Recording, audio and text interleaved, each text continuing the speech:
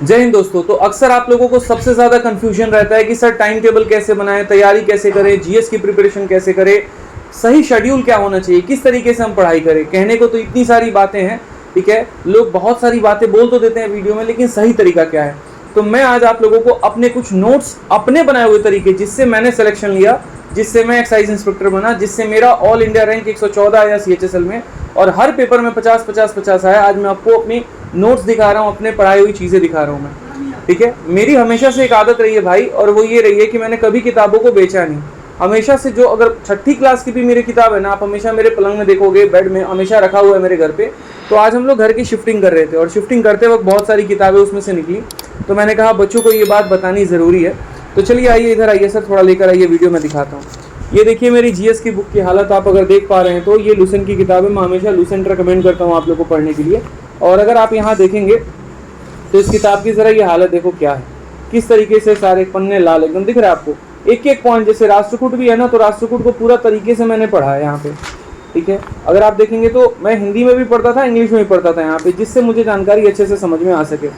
कितने सारे पॉइंट्स और कितनी बार यहाँ पर स्टार मार्क लगा रखा है। ये देखो, ये किताब की हालत आपको बता सकता है कि कितनी बार इस किताब को पढ़ा गया। आप देखिए किस तरीके से, मतलब ठीक है, एक एक पॉइंट यहाँ पर जो है, ये सारी पॉइंट आप देखो, इकोनॉमिक्स है ये पूरा का पूरा। और ये जितने फॉर्मूले आते हैं आपके, इलास्टिसिटी के हो गए और ये सारा हो गया, ठीक है। ये फॉर्मूला मुझे सबसे ज़्यादा कंफ्यूज करता था और 3 बार मेरा मॉक में गलत हो गया था। उसके बाद मैंने इसको बहुत अच्छे तरीके से कवर अप किया हुआ था। तो ये सारे पॉइंट है हमारे, चूँकि आप देखते हैं 5 ईयर प्लान हो गए, सारा हो गया। उसी तरीके से आगे चल के यहाँ पर ये हमारा पॉलिटी है, और पॉलिटी में भी एक एक पॉइंट मैंने यहाँ पर जो है नोट्स बना रखे हैं। इतना पढ़ने के बाद भी, जैसे मैं आपको एक छोटी सी चीज़ दिखाता हूँ। हिस्ट्री में मुझे सबसे ज़्यादा प्रॉब्लम होती थी, तो हिस्ट्री का मैंने क्या सॉल्यूशन किया हुआ था कि एंशिएंट हिस्ट्री है, मॉडर्न हिस्ट्री है और उसके बाद आपका मेडिएवल है। उसमें गवर्नर जनरल में बहुत इशू होती थी कि किस गवर्नर जनरल ने क्या करवाया, कैसे करवाया। हालांकि इसकी पीडीएफ मैं टेलीग्राम पर डाल दूंगा। हमारा Telegram maths by Aditya Ranjan है, इस वीडियो के डिस्क्रिप्शन में भी उसका लिंक मिल जाएगा। तो ये मैं अपने पूरे नोट्स जो भी हैं हमारे, सब की पीडीएफ मैं आप लोगों को वहाँ पर डाल देने वाला हूँ, maths by Aditya Ranjan Telegram पर। तो आपको मेरे नोट्स वहाँ से मिल जाएंगे। तो जैसे हिस्ट्री का मैं आपको दिखा रहा हूँ, ये क्या लिखा हुआ है, governors and governance of east India company. पहले लॉर्ड क्लाइव ने क्या काम किया, उसमें भी जो उसके सबसे इंपॉर्टेंट काम थे, देखो उनको हाईलाइटर से मैंने हाईलाइट किया है। मेरा हमेशा जीएस में रहा है, करंट अफेयर भी मैंने इंग्लिश में भी पढ़ा है, हिंदी में भी पढ़ा है, दोनों में। आप यहाँ पर देखते चलो, ये पूरा पॉइंट यहाँ दे रखा है। जैसे लॉर्ड कॉर्नवालिस का हो गया, लॉर्ड वेस्ली का हो गया, लॉर्ड हेस्टिंग का हो गया, और एकदम टाइम से कि हाँ किसने क्या काम किया। ये पेजेस मैंने इसीलिए छोड़े थे ताकि अगर मानो मॉक में भी कोई पॉइंट मुझे मिलता है तो मैं उनको यहाँ पर लिख सकूँ, ठीक है। लॉर्ड रिपन हो गया यहाँ पे, एल्बर्ट क्लाइव हो गया, और ये सारा मतलब एक एक तरीके से। और मोस्ट इंपॉर्टेंट ये, तो ये देखो यहाँ पे, ये सबसे ज़्यादा ये भी पूछा जाता था एक, ठीक है। जैसे रानी लक्ष्मीबाई है, कौन सा जगह है और यहाँ पर कौन सा ऑफिसर ने उसको डिफीट किया हुआ है, ठीक है।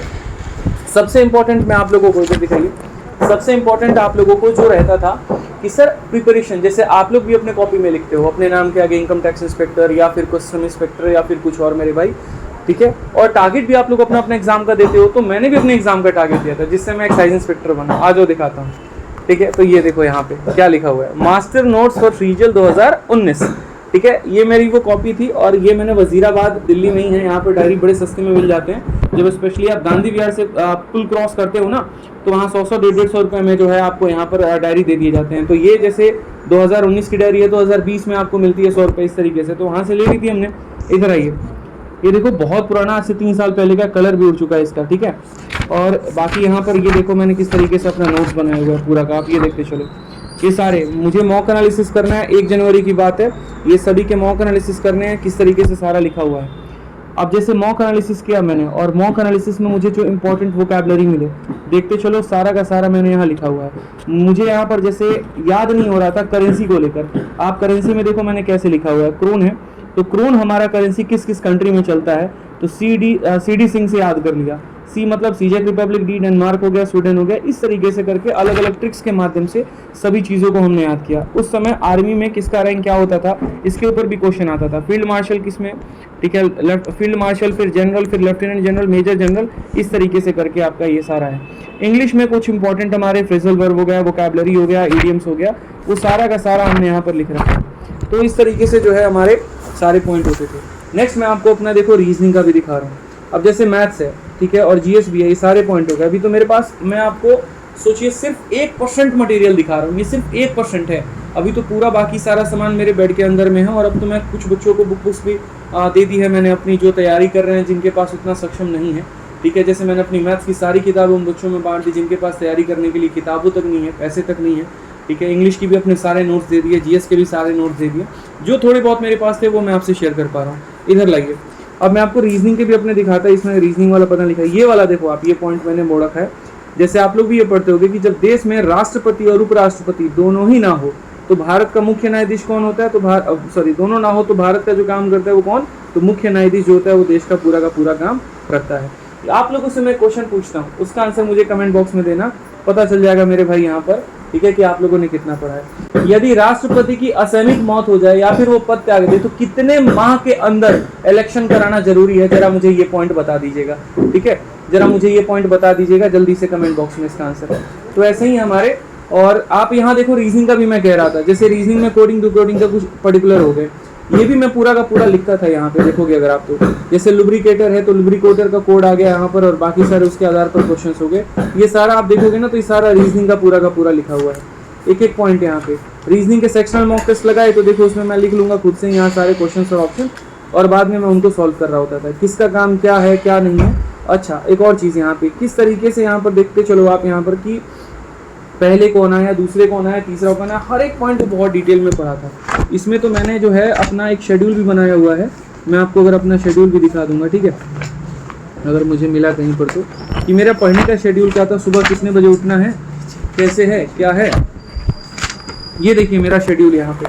अभी जैसे मेरा सीजल का पेपर था, यहाँ क्या लिखा हुआ है, इंग्लिश मेंस 2019। तो इंग्लिश मेंस 2019 में मैंने पूरा टारगेट कर लिया था। जैसे कुछ वीडियोस होते थे कहीं यूट्यूब पर, ठीक है, किसी टीचर के मिल गए या कहीं सर अपने बुक्स की देख ली, ठीक है, या अपने कहीं पर भी, तो उस तरीके से हमने यहाँ देख लिया। नेक्स्ट यहाँ पर बात करते हैं मेरा शेड्यूल पढ़ने का। ये आकर दिखाइए सर, इनको बच्चों को दिखाइए। 8:30 से 11:30 मुझे मैथ्स के मॉक की एनालिसिस करनी है, क्योंकि मेंस का मॉक 2 घंटे का होता था। उसी तरीके से इंग्लिश रिवाइज करना है, इंग्लिश के मॉक देने हैं, कैलकुलेशन पर काम करना है। आप कैलकुलेशन देखो किस तरीके से कैलकुलेशन होती थी रोज उस टाइम पे। ठीक है, तो ये सभी देख सकते हो। उसके अलावा आप देखो ये सारे हमारे रफ कॉपीज हैं कि जो हमने पूरा भर रखा है। मैं भी कह रहा हूँ ना कि अभी सिर्फ 1 या 2% आपको मटेरियल दिखा रहा हूँ। एटलस भी आपका पढ़ना बहुत ज़रूरी है। इस पूरी एटलस में यहाँ पर इंडियन ज्योग्राफी और पूरा का पूरा मतलब वर्ल्ड मैप सारा कुछ कवर अप कर रखा है। तो तैयारी में दोस्त मेहनत लगता है। आजकल के बच्चों में थोड़ा सा ये है ना कि थोड़ा सा मेहनत करते हैं और फिर सोचते हैं सिलेक्शन हो जाए, तो यार ये बड़ा मुश्किल होता है। यहाँ तक आप डिस्क्रिप्टिव की भी देखो, डिस्क्रिप्टिव की किस तरीके से तैयारी होती थी, और डिस्क्रिप्टिव के बारे में पूरा का पूरा इंपॉर्टेंट पॉइंट कि इनफॉर्मल लेटर हम कैसे लिखते हैं, इंट्रो क्या रहेगा, एंड क्या रहेगा, स्टार्ट क्या रहेगा, एंड क्या रहेगा, हर एक चीज़ यहाँ पर एक एक पॉइंट को यहाँ पर लिखना होता था, तब जाकर मेरे भाई। अच्छा, अभी देखो जैसे मैंने डिस्क्रिप्टिव लिखा था, सबसे पहला gender discrimination at work place, क्योंकि अब डिस्क्रिप्टिव हर जगह खत्म हो गया, बाकी फिर भी और वर्ड काउंट करके पूरा कंक्लूजन हम करते थे। ये सारे के सारे पॉइंट आप देखो, इस तरीके से पूरी की पूरी तैयारी हुई थी। एसपी बख्शी इंग्लिश की बहुत अच्छी किताब मानी जाती है। हालांकि यह ऑथर इस दुनिया में नहीं है, लेकिन इनकी किताब आज भी बहुत बच्चों के अंदर लोकप्रिय है। इस किताब से आप देखो, मैं तो अपनी वोकैब की मेड इजी वाली किताब दिखाता ना, आप हैरान रह जाते, उसके पन्ने तो फट गए भाई, इतना रगड़ा था उस किताब को। वर्ड पावर मेड इजी 100-150 की किताब आती है। इधर लाइए, ये देखिए एसपी बख्शी के वोकैबलरी का क्या हाल किया था। ये सामने आपको नाम भी दिख रहा होगा, ये आदि, मतलब आदि मेरे दोस्त लोग मुझे बोलते हैं। ठीक है, तो ये आदि मैं हमेशा लिखता था यहाँ पे। और इसमें भी देखते चलो आप किस तरीके से, कहीं तेल गिरा हुआ है, कहीं पेंसिल से लिख दिया, कहीं हाईलाइटर से लिख दिया, तो ये सारी चीज़ें यहाँ पे लिखी हुई है, एक एक वोकैबलरी। इसीलिए आप लोगों को मैथ्स पढ़ाते वक्त भी मैं आप लोगों को वोकैब बता देता हूँ पूरा का पूरा। 10,000 वर्ड पावर मेरे आज भी याद है, और एक बार भी बस इन पन्नों को पलटने की देरी है। अगर मेरा आज से 1 हफ्ते बाद भी सीजल का पेपर हो, मुझे मात्र 1 हफ्ते चाहिए, 10-15 मॉक लगाएंगे, रिविजन हो जाएगा, इंग्लिश तैयार, मैथ्स तैयार, काम खत्म, सिलेक्शन हो जाएगा। तो तैयारी इस तरीके से करो दोस्त यहाँ पर ना कि आप कभी भी मतलब अपने आप को बैक जोन में लेकर आ सकते हो। थोड़ी सी मेहनत करनी पड़ती है, हर चीज़ का ओवरऑल रणनीति भाई बनाना पड़ता है। बिना मेहनत के सिलेक्शन नहीं होता है, हर किसी का अपना अपना तरीका है। ये मेरे कुछ तरीके थे जो आप लोगों के साथ मैंने शेयर किए। इनकी पीडीएफ्स मैं आपको टेलीग्राम पर डाल दूंगा, ज्वाइन कर लेना, मैथ्स भाई आदित्य रंजन।